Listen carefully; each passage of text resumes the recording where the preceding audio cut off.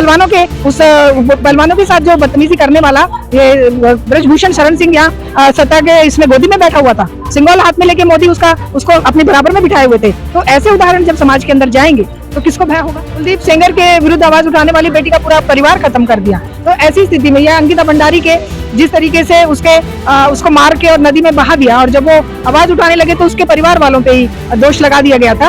और इसी तरह से हाथरस की घटना हुई। अगर महिला संगठन खड़े ना हो और अगर इतनी तेज बुलंद आवाज में हम लोग आवाज ना उठाएं तो ये तो अपराधी खुलेआम घूमेंगे। और बेटियों को बचा के रखो, ये इनके नाम पे साबित हो, चाहे कतवा हो, उन्नाव हो, हाथरस हो, महिला पहलवानों का मामला हो, मणिपुर हो, ये सरकार पूरी तरह से असफल हो गई है। इस देश में महिलाओं की सुरक्षा को लेकर लंबे लंबे नारे दिए जाते हैं कि आकाश ढक जाए, लेकिन हकीकत जमीन पर ऐसी है, ऐसी बेशर्मी है कि सर शर्म से झुक जाए।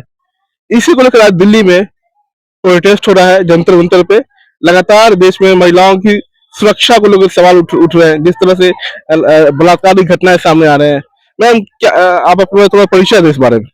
देखिए, मैं ऑल इंडिया महिला सांस्कृतिक संगठन दिल्ली की उपाध्यक्ष हूँ और ऑल इंडिया काउंसिल मेंबर हूँ। और आज हम जो लगातार घटनाएं हो रही हैं और उनमें से कुछ घटनाएं जो नोटिस में आ जाती हैं, अभी जो तुरंत 2-3 घटनाएं नोटिस में आई है।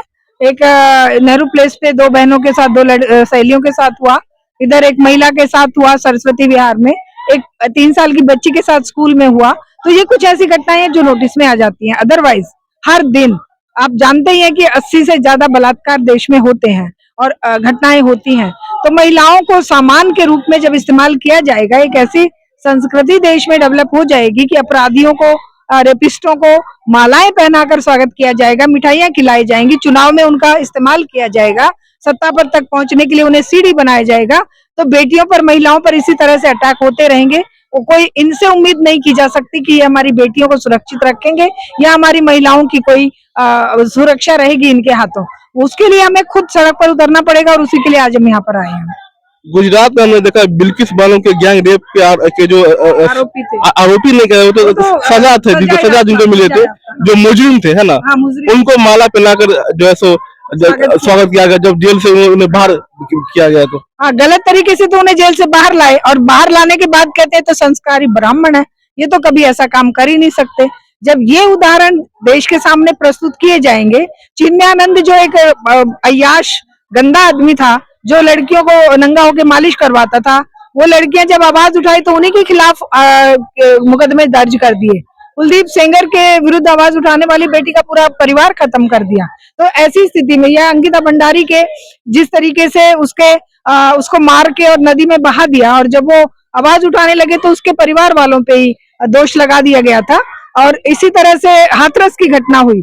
अगर महिला संगठन खड़े ना हो और अगर इतनी तेज बुलंद आवाज में हम लोग आवाज ना उठाएं तो ये तो अपराधी खुलेआम घूमेंगे। और ये सबको संस्कारी बताकर, जो इनको बीजेपी या दूसरी जो भी इस तरह की सोच वाले लोग हैं, वो महिलाओं को एकदम से पैर की जूती के तरीके से इस्तेमाल करके फेंक देते हैं। और उनकी सुरक्षा की, बेटियों, छोटी छोटी बच्चों के साथ आप देख रहे हैं कितने सारे ऐसे केस सामने आ रहे हैं जिनमें सत्ताधारी दल के लोग ही इन्वॉल्व हैं।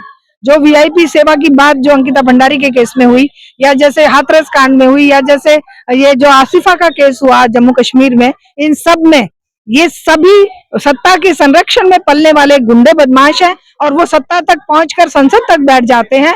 जैसे अभी पहलवानों के साथ जो बदतमीजी करने वाला ये ब्रजभूषण शरण सिंह यहाँ सत्ता के इसमें गोदी में बैठा हुआ था, सिंगल हाथ में लेके मोदी उसको अपने बराबर में बिठाए हुए थे। तो ऐसे उदाहरण जब समाज के अंदर जाएंगे तो किसको भय होगा।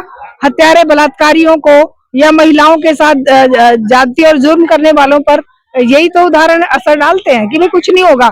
अगर तुम बीजेपी में शामिल हो गए तो वॉशिंग मशीन में धुल जाओगे, कुछ भी पाप करो, कुछ भी किसी को मारो, बलात्कार करो। या अब महिलाओं का भी देख लीजिए, बीजेपी की महिलाएं किस तरीके से इस सेक्स स्कैंडल में पकड़ी जाती है, छोटी छोटी बच्चियों को सप्लाई करती पकड़ी जाती हैं। अशोक खराट का नाम आपने सुना होगा, नासिक में महिला आयोग की जो अध्यक्ष थी, वहाँ पैर धो रही थी, वो उनके पैर धो रही थी, बड़े बड़े मिनिस्टरों की बीवियां उनके पैरों तले रौंदी जा रही थी।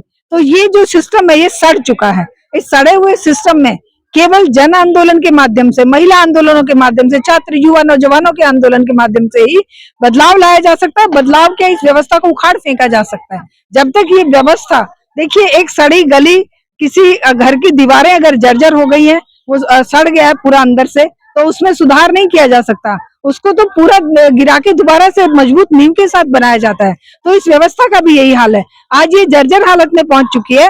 आज ये ना बेटियों को सुरक्षित रख सकती है, ना युवाओं को रोजगार दे सकती है, ना हमारे छात्रों को शिक्षा दे सकती है। ये केवल लूट मचा सकती है, और लूट में हिस्सेदार जो भी होंगे उनको संरक्षण दे सकती है। मेरा एक प्रश्न ये है कि जिस तरह से महिलाओं के खिलाफ रेप की घटनाएं हो रही हैं, तो उसको लेकर क्या, किसकी जिम्मेदारी सबसे ज्यादा? पॉलिटिकल पावर बहुत कमजोर है, हमारा वीक है इस देश में, सत्ता कमजोर है, या समाज बहुत खराब घटिया हो चुका है? देखिए, इसमें सब चीजें इन्वॉल्व हैं।